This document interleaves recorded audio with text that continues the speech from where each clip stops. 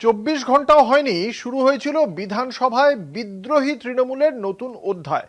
একদিকে মমতা বন্দ্যোপাধ্যায়কে নেত্রী মেনে চিঠি, অন্যদিকে তাঁকেই পরামর্শদাতার আসনে বসানোর বার্তা দিয়েছিলেন বিদ্রোহীদের নেতা। বিরোধী দলনেতা হিসেবে ঋতব্রত বন্দ্যোপাধ্যায়ের অভিষেকের 24 ঘন্টা কাটার আগেই বিদ্রোহী শিবিরে এবার ফাটলের ইঙ্গিত।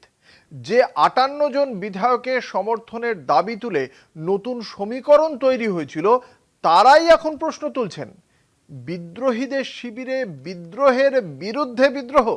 রাজ্যের এই অষ্টাদশ বিধানসভার দায়িত্বশীল বিরোধী হিসেবে আমরা যারা এখানে তৃণমূল কংগ্রেসের প্রতিনিধিত্ব করছি, আমরা দায়িত্বশীল বিরোধীর ভূমিকা পালন করব। 28-এর কোটা পেরোতে না পেরোতেই ভাঙল তৃণমূল। 15 বছরের দাপুটে জমানার অবসান। বিধানসভায় বিরোধী দল হয়নি তৃণমূল, কিন্তু তৃণমূলই আবার বিধানসভার বিরোধী দল।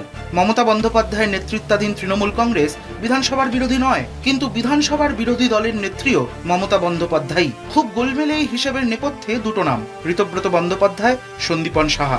এই দুই নেতা প্রথমবারের জন্য বিধায়ক হয়েছেন, 1 মাসও হয়নি, কিন্তু তাতে কি?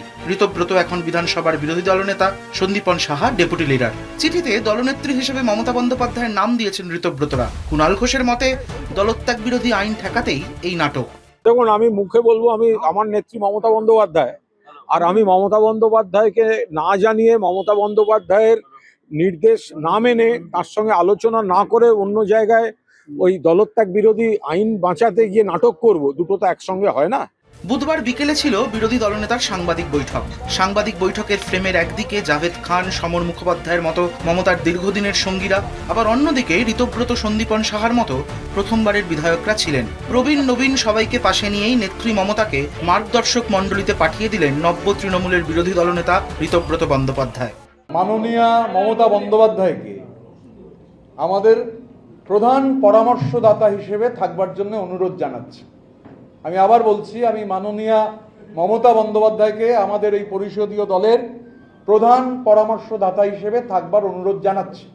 আর এই এক বয়ানেই কি ঋতব্রত তৃণমূলে ভাঙন ধরল? বুধবার সাংবাদিক বৈঠকে ঋতব্রত বন্দ্যোপাধ্যায় হাওড়া জেলার বিধায়কদের কথা বলছিলেন। এই যে 58 জন বিধায়ক আপাতত, যেমন হাওড়া গ্রামীণ জেলায় তৃণমূল কংগ্রেসের প্রতীকে নির্বাচিত হওয়া 9 জন বিধায়কের মধ্যে 8 জন এই মিটিংয়ে উপস্থিত ছিলেন। 58 বিধায়কের মধ্যে এই বিধায়কদেরও স্বাক্ষর ছিল, কিন্তু একদিনেই কাটল তাল।